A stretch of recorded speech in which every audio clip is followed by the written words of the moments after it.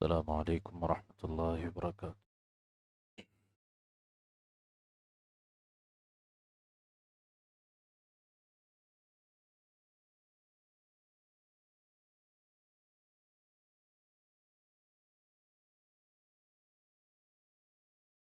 الحمد للہ رب العالمین والعاقبۃ للمتقین والصلاة والسلام علی سید الانبیاء والمرسلین سیدنا و مولانا محمد وعلى آلہ وصحبہ اجمعین وعلى کل من تبعہم بإحسان إلی یوم الدین۔ اما بعد فاعوذ باللہ من الشیطان الرجیم، بسم اللہ الرحمن الرحیم۔ إن عدة الشهور عند الله 12 شهرا في كتاب الله يوم خلق السماوات والأرض منها 4 حرم ذلك الدين القيم فلا تظلموا فيهن أنفسكم وقاتلوا المشركين كافة كما يقاتلونكم كافة واعلموا أن الله مع المتقين صدق اللہ العظیم۔ اللہم صلی علی سیدنا محمد وعلی آل سیدنا محمد وبارک وسلم۔ رب اشرح لی صدری ویسر لی امری واحلل عقدۃ من لسانی یفقهوا قولی۔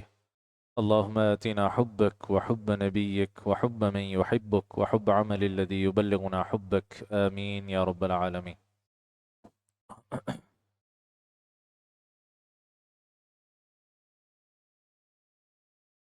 ماہ محرم الحرام کا آغاز ہو چکا۔ مسلمانوں کے لیے اپنی عبادات کے اہتمام میں قمری مہینوں کا اہتمام اور ان کی تاریخوں کا اہتمام، پوری امت کی سطح پر اس کو علماء نے فرض کفایہ لکھا ہے۔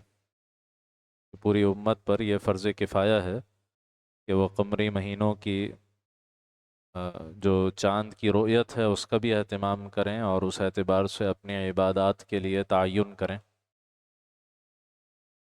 تو اس فرض کفایہ کی ادائیگی میں ہر مسلمان کو اپنا حصہ لینا چاہیے اور اس کو اپنی دینی آئیڈینٹی اور دینی تشخص کا حصہ سمجھنا چاہیے کہ ہمیں اس سے دلچسپی ہو کہ اس وقت ہجری کیلنڈر کے اعتبار سے کون سی تاریخیں چل رہی ہیں، کون سا مہینہ چل رہا ہے، اور اس مہینے سے متعلق نبی اکرم صلی اللہ علیہ وسلم کی کیا سنتیں رہی ہیں، آپ کا کیا طرز عمل رہا ہے، صحابہ اکرام کا کیا طرز عمل رہا ہے۔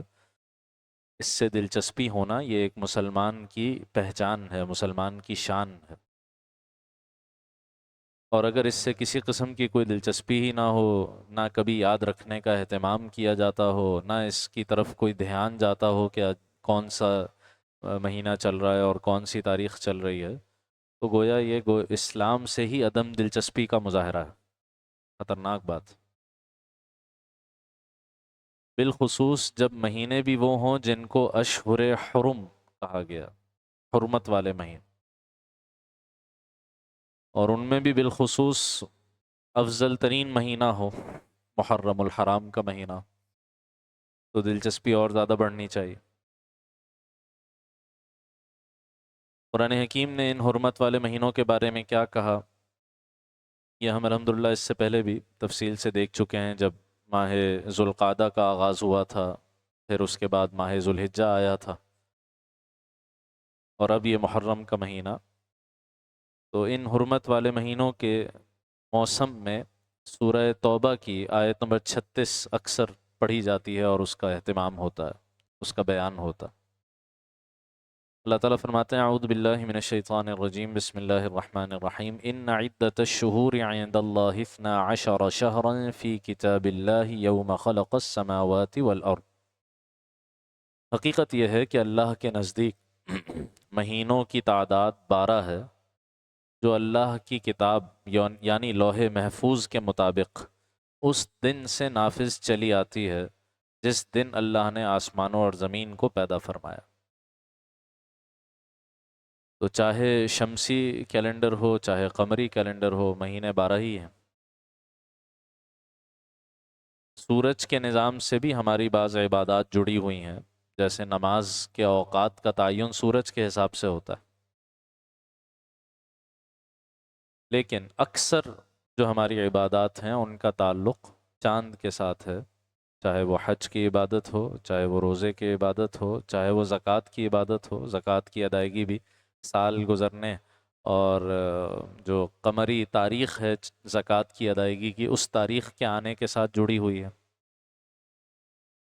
اسی طریقے سے بہت سے ہمارے معاملات چاند کی تاریخوں کے ساتھ جڑے ہوئے ہیں، نکاح اور طلاق، خاص طور پر عدت وغیرہ کے مسائل بھی قمری مہینوں کے ساتھ جڑے ہوئے ہیں، اور اسی طریقے سے ان کا اور بہت سارے استعمالات، ہماری عیدیں اس کے ساتھ جڑی ہوئی ہیں، ہمارے تہوار اس کے ساتھ جڑے ہوئے ہیں۔ فرمایا کہ مہینوں کی تعداد اللہ کے ہاں 12 ہے، منہا اربعۃ حرم، ان 12 میں سے 4 مہینے حرمت والے ہیں۔ جب بھی یہ آیت پیش کی جاتی ہے تو ساتھ میں یہ بات بھی بیان کی جاتی ہے کہ قرآن مجید نے حرمت والے مہینوں کی تعداد تو بتا دی، لیکن کون سے مہینے ہیں یہ نہیں بتایا۔ جبکہ ابھی ہم کہہ رہے ہیں کہ بھائی حرمت والے مہینوں میں ذوالحجہ بھی ہے، جس میں حج کی عبادت اس کے ساتھ جڑی ہوئی۔ تو اس آیت کو پوری طرح سمجھنے کے لیے آپ کو پس منظر دیکھنا پڑے گا، آپ کو احادیث دیکھنی پڑیں گی۔ معلوم ہوا کہ قرآن مجید صرف اپنے الفاظ سے واضح نہیں ہوتا، بلکہ اس کا سیاق سباق، اس کا کانٹیکسٹ، اس کا پس منظر، اس کا بیک گراؤنڈ، اور اس سے متعلق نبی اکرم صلی اللہ علیہ وسلم کے ارشادات، صحابہ اکرام کے اقوال، یہ سب چیزیں دیکھی جاتی ہیں تفسیر کے تعین کے لیے۔ تو اب یہ حرمت والے مہینے کون سے ہیں؟ سیدنا ابراہیم علیہ صلاۃ والسلام کے زمانے سے آپ جانتے ہیں کہ باقاعدہ حج کی عبادت شروع ہوئی۔ وَأَذِّن فِي النَّاسِ بِالْحَجِّ، سورہ حج میں آتا ہے، اللہ نے سیدنا ابراہیم علیہ السلام کو حکم دیا کہ لوگوں میں حج کے لیے پکار لگائیے۔ انہوں نے پکار لگائی، اللہ نے ان کی آواز عرب کے کونے کونے تک پہنچائی اور قافلے آنا شروع ہو گئے حج کے لیے۔ تو حج ابراہیم علیہ السلام کے زمانے سے چلتا چلا آ رہا۔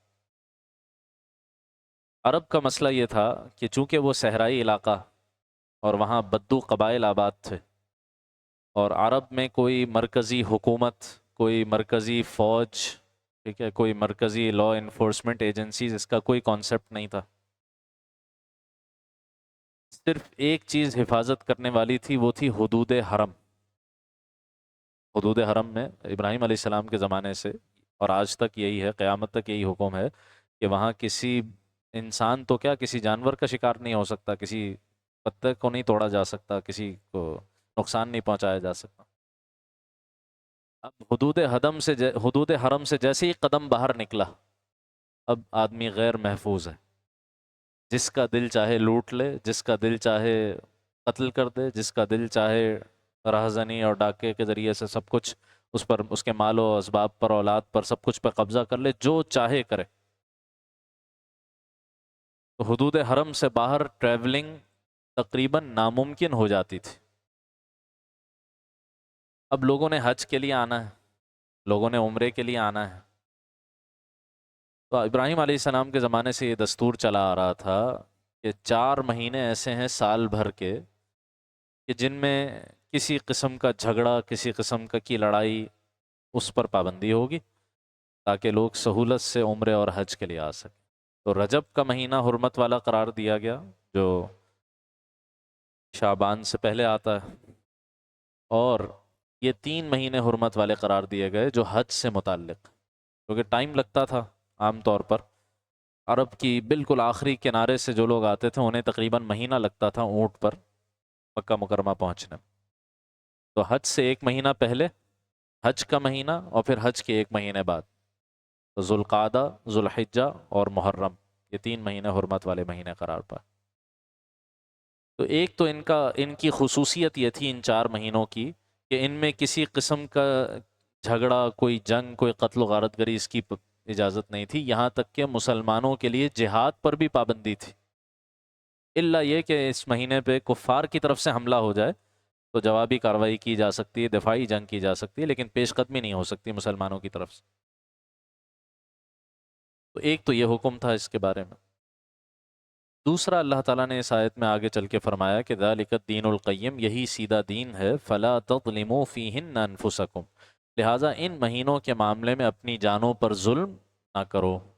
ایک تو وہی کہ ان مہینوں میں کوئی جہاد نہیں ہوگا، کوئی جنگ نہیں ہوگی، اور دوسرا یہ کہ ان مہینوں میں اپنی جانوں پر ظلم نہ کرو، یعنی ان مہینوں میں بالخصوص گناہوں سے بچو۔ گناہ کیا ہے؟ اپنے ہی اوپر ظلم ہے۔ تو یہ اصول بن گیا کہ یہ جو حرمت والے مہینے ہیں ان میں نیکیوں کا اجر بھی بڑھ جاتا ہے اور گناہوں کا وبال بھی بڑھ جاتا ہے، دونوں چیزیں بڑھ جاتی ہیں۔ خصوصی مقام ہو، خصوصی وقت ہو، خصوصی ایام ہو، تو ان میں اجر بھی بڑھ جاتا ہے، لیکن اگر کوئی گناہ کرے تو گناہ کی سزا بھی بڑھ جاتی ہے۔ تو ان مہینوں میں نیکیوں کا اجر بڑھا دیا جاتا ہے، تو حرمت والے مہینوں میں زیادہ سے زیادہ نوافل کا اہتمام، زیادہ سے زیادہ نیکیوں کا اہتمام، تاکہ اجر بڑھتا چلا جائے۔ اور بالخصوص، ویسے تو پورا سال گناہوں سے بچنا ہے، لیکن بالخصوص ان مہینوں میں گناہوں کو چھوڑنے اور اپنے ظاہری اعضاء، آنکھ، کان، زبان، ہاتھ، پیر، ان کو بھی گناہوں سے بچانا ہے، اور باطنی طور پر دل کو بھی گناہوں سے بچانے کا بالخصوص اہتمام ان مہینوں میں ہونا چاہیے۔ اب ایک سوال یہ کھڑا ہوا کہ ان مہینوں میں افضل کون سا مہینہ ہے؟ تو لطائف المعارف، علامہ ابن رجب حنبلی علیہ رحمہ کی تصنیف ہے، اس میں انہوں نے مختلف اقوال ذکر کر کے جو اپنا راجح قول ذکر کیا ہے، جس کو انہوں نے ترجیح دی ہے، وہ یہ کہ دنوں کے اعتبار سے دیکھیں تو رمضان کے بعد افضل ترین دن وہ تو ذوالحجہ کا پہلا عشرہ ہے جو گزر چکے، لیکن ان دنوں کے بعد پورے مہینے کے اعتبار سے اگر دیکھا جائے تو ان 4 مہینوں میں فضیلت محرم کے مہینے کو حاصل، اور پھر اس کی انہوں نے اسباب ترجیح ذکر کی ہیں، وجہ ترجیح ذکر کی ہے کہ کیوں، ایسی کیا خاص بات ہے اس مہینے میں کہ ان 4 حرمت والے مہینوں میں بھی یہ سب سے افضل ہے۔ ایک تو انہوں نے ذکر کیا کہ نبی اکرم صلی اللہ علیہ وسلم کے متعدد فرامین میں اس مہینے کی نسبت اللہ تعالیٰ کی طرف کی گئی ہے۔ شہر اللہ المحرم کے الفاظ آتے ہیں۔ یہ محرم کس کا مہینہ ہے؟ اللہ کا مہینہ ہے۔ بھئی بنانے کے اعتبار سے تو سب مہینے اللہ ہی کے ہیں، لیکن یہ جو نسبت ہوتی ہے نا، یہ جو اللہ تعالیٰ کی ذات کے ساتھ ریلیشن شپ کسی چیز کا بن جاتا ہے، اس کو اصطلاحاً کہا جاتا ہے نسبت تشریفی۔ یہ شرف، اعزاز، مقام اور مرتبے کے اظہار کے لیے۔ تو شہر اللہ، اللہ کا مہینہ، یہ ایسا ہی ہے جیسے کعبے کو ہم کیا کہتے ہیں؟ بیت اللہ، اللہ کا گھر۔ حضرت صالح علیہ السلام کی قوم کے لیے جو اونٹنی ظاہر ہوئی، اس کو کیا کہا گیا قرآن میں؟ ہذہ ناقۃ اللہ، یہ اللہ کی اونٹنی ہے۔ ہمارے اندر، ہر انسان کے اندر جو روح ڈالی گئی ہے، اس روح کی نسبت بھی اللہ نے اپنی طرف کی ہے۔ فرشتوں سے کہا جب میں اس کا جسم تیار کر لوں، آدم کا علیہ الصلوۃ والسلام، وَنَفَخْتُ فِيهِ مِن رُوحِي، اور اس میں اپنی روح پھونک دوں۔ اپنی روح پھونکنے کا کیا مطلب ہے؟ ہماری روح کا کوئی تعلق اللہ کی ذات سے تھوڑی ہے، ورنہ تو ہر انسان خدا بن جائے گا معاذ اللہ۔ اپنی روح کا کیا مطلب ہے؟ یعنی ایسے ہی ہے جیسے کعبے کو اللہ نے اپنا گھر قرار دیا، جیسے اس اونٹنی کو اللہ کی اونٹنی کہا گیا، جیسے محرم کو اللہ کا مہینہ قرار دیا گیا، ایسے ہی روح کو اللہ کی روح قرار دیا۔ حضرت عیسیٰ علیہ السلام کا تو لقب ہی یہی ہے، روح اللہ، اللہ کی روح۔ ٹھیک، تو یہ نسبت ہوتی ہے اعزاز، شرف، آنر، شرف بخشنے کے لیے۔ تو محرم کے لیے شہر اللہ کے الفاظ احادیث میں، متعدد احادیث میں آئے ہیں، اس لیے ایک تو اس کا یہ مقام و مرتبہ ہے کہ اللہ نے اس مہینے کو اپنی طرف منسوب کیا، تو اس مہینے میں بالخصوص نیک اعمال کیے جائیں تو اللہ تعالیٰ کی رضا کے حصول کا انشاءاللہ العزیز سبب اور ذریعہ ہوگا۔ دوسری فضیلت کی وجہ یہ آئی ہے احادیث میں کہ نبی اکرم صلی اللہ علیہ وسلم نفلی روزوں کی فضیلت میں افضل ترین روزوں کو بیان کرتے ہوئے فرماتے ہیں کہ رمضان کے بعد سب سے افضل روزے ماہ محرم کے روزے ہیں۔ دو مہینوں کے بارے میں آتا ہے جن میں نفلی روزوں کا آپ خاص طور پر اہتمام کیا کرتے تھے، جزاک اللہ، خاص طور پر اہتمام کیا کرتے تھے۔ ایک شعبان کا مہینہ، تقریباً پورا مہینہ آپ نفلی روزہ رکھتے تھے، تقریباً پورا مہینہ۔ اور دوسرا جو کثرت سے روزے آپ علیہ الصلوۃ والسلام سے منقول ہیں وہ محرم الحرام کے مہینے میں۔ تو جو شعبان والی روایات ہیں وہ عملی روایات ہیں، یعنی حضرت عائشہ رضی اللہ تعالیٰ عنہ اور دیگر صحابہ بیان کرتے ہیں کہ کثرت سے آپ نفلی روزے شعبان میں رکھا کرتے تھے۔ اور محرم والی جو روایت ہے یہ قولی ہے، خود آپ علیہ السلام فرما رہے ہیں کہ رمضان کے بعد افضل ترین نفلی روزے وہ محرم الحرام کے۔ تو اس مہینے میں روزوں کی کثرت کرنی چاہیے، نفلی روزوں کی کثرت کرنی چاہیے، جیسے جیسے موقع ملے، جیسے جیسے اہتمام ہو سکے۔ اللہ کے فضل سے ابھی موسم بھی کچھ بہتر ہونا شروع ہو گیا، تو جو کچھ مشقت جو پچھلے دنوں میں رہی ہے وہ نسبتاً کم ہے، تو زیادہ سے زیادہ اہتمام کرنا چاہیے۔ تیسری خصوصیت وہ یوم عاشورہ کی ہے، یوم عاشورہ۔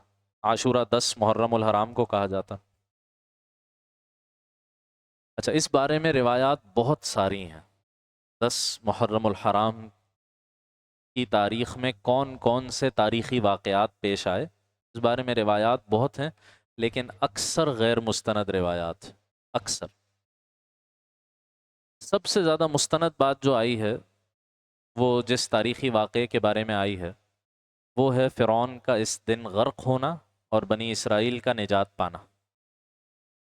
چنانچہ آپ علیہ الصلوۃ والسلام جب مکہ مکرمہ سے ہجرت کر کے مدینہ منورہ تشریف لائے تو آپ نے دیکھا کہ مدینہ میں آپ جانتے ہیں یہودیوں کے 3 قبائل آباد تھے، بنو قینقاع، بنو قریظہ، بنو نذیر۔ تو دیکھا کہ یہودی لوگ اس دن کا روزہ رکھتے ہیں بڑے اہتمام سے، سب روزہ رکھتے ہیں۔ آپ نے پوچھا بھئی ایسی کیا بات ہے اس دن میں جو تم اس دن کا روزہ رکھتے ہو؟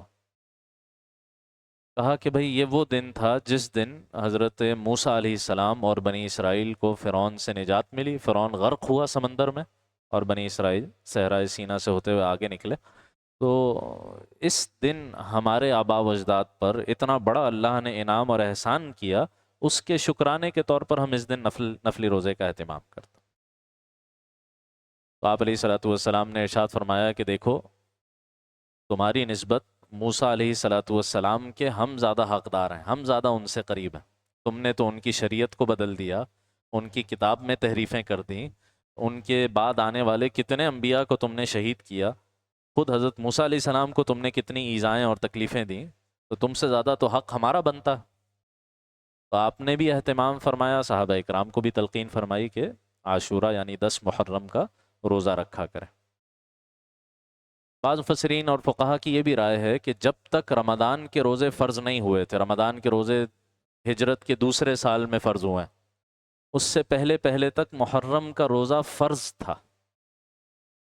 جیسے ایام بیس کے روزے تھے نا، ہر چاند کے مہینے کی 13، 14، 15 کی تاریخیں، تو اس کا روزہ بھی ابتداً فرض تھا، اسی طرح یہ روزہ بھی ابتداً فرض تھا عاشورہ کا۔ پھر جب رمضان کا روزہ فرض ہو گیا تو باقی جتنے روزے فرض کیے گئے تھے ان سب کی فرضیت ختم ہو گئی، اب ان دنوں میں روزہ رکھنا مستحب ہے، پسندیدہ ہے، بڑی نیکی کا کام ہے، فرض نہیں رہا۔ ساتھ میں آپ علیہ الصلوۃ والسلام نے ایک اور تلقین بھی فرمائی۔ آپ علیہ الصلوۃ والسلام نے فرمایا دیکھو چونکہ اس دن یہود روزہ رکھتے ہیں، اس لیے جب تم روزہ رکھو تو ساتھ میں ایک دن کا اور روزہ ملا لو، یا تو 9 تاریخ کا ملا لو یا 11 کا ملا لو۔ آپ ذرا اس پر غور کریں، اس سے ہمارے دین کا ایک پورا مزاج کھل کر سمجھ میں آتا ہے۔ اور وہ مزاج کیا ہے کہ اسلام مسلمانوں کو غیر مسلموں سے کسی قسم کی مشابہت اختیار کرنے کی اجازت نہیں دیتا، یہاں تک کہ عبادت جو نیکی کا کام ہے اس میں بھی مشابہت اختیار کرنے کی اجازت نہیں۔ چونکہ وہ ایک دن کا روزہ رکھتے ہیں، تم اس کے ساتھ ایک دن کا اور روزہ ملاؤ۔ بہت بڑا باب ہے یہ مشابہت کا، ہم لوگ اس کی بالکل فکر نہیں کرتے، بالکل فکر نہیں کرتے۔ ہم سمجھتے ہیں اس میں ہماری چوائس ہے، جیسا معاشرہ چل رہا ہے ویسے ہم کرتے رہیں۔ حالانکہ ابو داؤد شریف کی روایت ہے، نبی اکرم صلی اللہ علیہ وسلم فرماتے ہیں من تشبہ بقوم فہو منہم، جو جس قوم کی مشابہت اختیار کرے گا وہ انہی میں شمار ہوگا۔ ایک مطلب یہ کہ ان جیسا بن جائے گا، اور ایک مطلب یہ قیامت کے دن انہی کے ساتھ کھڑا کیا جائے گا۔ ہلکی بات نہیں بھئی۔ آدمی کسی کی مشابہت کیوں اختیار کرتا ہے؟ کیوں؟ کیونکہ وہ اس کے لیے آئیڈیل بن جاتا ہے، اس کو اس سے محبت ہوتی ہے، تو وہ اس جیسا بننا چاہتا ہے نا۔ ایسے ہی تو نہیں بس بغیر سوچے سمجھے آدمی اپنا ہیئر سٹائل، اپنا چہرہ، اپنا وضع قطع، اپنا لباس اور اپنا بولنے کا انداز اور اپنے کسٹم، اپنے رواج، ان چیزوں میں کسی کی پیروی کر رہا ہے تو ایسے ہی بے سمجھے بوجھے تو نہیں ہوتا یہ۔ چاہے انسان غیر شعوری طور پہ کر رہا ہو، لیکن تحت الشعور میں، سب کانشس لیول پر وہ کسی چیز کو پسند کرتا ہے تو اس کو اختیار کرتا۔ تو اگر اللہ کے دین کے باغی، اللہ کے دین کے دشمن، مسلمانوں کے قاتل، اگر ان کی مشابہت آدمی اختیار کر رہا ہے تو یہ کس بات کی علامت؟ ہیئر سٹائل میں، لباس میں، داڑھی رکھنے یا نہ رکھنے میں، پردہ خواتین کے اختیار کرنے میں یا نہ کرنے میں، لیونگ سٹینڈرڈز میں، نظریات میں، اقوال و افعال اور باطنی ہر چیز میں۔ یعنی یہ کہا جائے کہ بھئی ائمہ دین، اسلاف، علماء، ان کی پیروی کرنی چاہیے تو لوگوں کو فوراً اعتراض ہو جاتا ہے، نہیں نہیں نہیں نہیں، بس قرآن سنت کی پیروی کرنی چاہیے، اور کسی عالم کی اور کسی امام کی بات کو قرآن سنت کے مقابلے میں نہیں دیکھنا چاہیے۔ یہاں تو تقلید سے فوراً بھاگتے ہیں، اور خود پورے کے پورے اندھے بہرے ہو کر مغرب کی تقلید میں سب لگے ہوئے ہیں۔ یہ بہت بڑا باب ہے، اس سے ہمارا آخرت کا نتیجہ جڑا ہوا ہے، آخرت کی کامیابی اس کے ساتھ جڑی ہوئی۔ کیوں نہ نبی اکرم صلی اللہ علیہ وسلم کی مشابہت اختیار کی جائے؟ کیوں نہ صحابہ اکرام کی مشابہت اختیار کی جائے؟ ہماری خواتین کیوں ازواج مطہرات اور نبی علیہ السلام کی صاحبزادیاں اور صحابیات کی مشابہت کیوں نہ اختیار کریں؟ مسئلہ کیا ہے؟ کیا ہو جائے؟ دنیا والے کچھ کہیں گے، کچھ تانے سننے کو مل جائیں گے، ہائی کلاس سوسائٹی سے اور ایک خاص معیار کے بود و باش سے کٹ جائیں گے۔ لیکن اگر اس پر جنت مل جائے، جیسے ایک صحابی آئے نبی اکرم صلی اللہ علیہ وسلم سے، کہا یا رسول اللہ قیامت کب آئے گی؟ آپ نے فرمایا تم نے کیا تیاری کی ہے اس کی؟ اصل سوال یہ نہیں کہ قیامت کب آئے گی، یہ بتاؤ تیاری کیا ہے؟ کہ یا رسول اللہ اعمال تو بہت زیادہ نہیں ہے، بس ایک بات ہے، اللہ اس کے رسول سے محبت کرتا ہوں۔ آپ نے فرمایا انت مع من احببتا، قیامت کے دن تم اسی کے ساتھ ہوگے جس سے تمہاری محبت ہوگی۔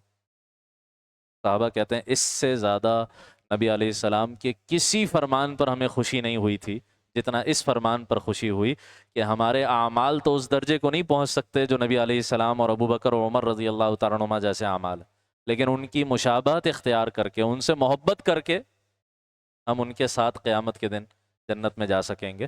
اس سے بڑی خوشی کی اور کیا بات ہو سکتی ہے؟ یہ بہت اہم باب ہے کہ مشابہت کس معاملے میں اختیار کی جائے اور کس کی اختیار کی جائے۔ یہ ہلکا موضوع نہیں ہے، اس کو اہمیت دینی چاہیے۔ تو فقہا لکھتے ہیں کہ اگر کوئی صرف 10 محرم الحرام کا روزہ رکھے ارادے کے ساتھ تو یہ مکروہ تنزیہی ہے۔ مکروہ تنزیہی کا مطلب یہ ہوتا ہے کہ گناہ تو نہیں ہے لیکن بہت زیادہ اچھا کام بھی نہیں ہے، کوشش کرنی چاہیے کہ ایک دن کا اور روزہ ساتھ ملا لیا جائے۔ آخری بات جو عاشورہ کی فضیلت کے بارے میں روایات میں سے ثابت ہوتی ہے، یہ روایت بھی اگرچہ سندن ضعیف ہے، 2-3 صحابہ اکرام سے مروی ہے لیکن سند اس کی کمزور ہے، ضعیف ہے، لیکن یہ اصول حدیث کی باتیں ہیں۔ اب یہ باتیں ہمیں یہاں پر بھی پبلک میں بھی کرنی پڑتی ہیں کیونکہ اب یہ باتیں بہت مشہور ہو گئی نا کہ ضعیف حدیث پہ عمل نہیں ہو سکتا اور یہ نہیں ہو سکتا، وہ نہیں ہو سکتا۔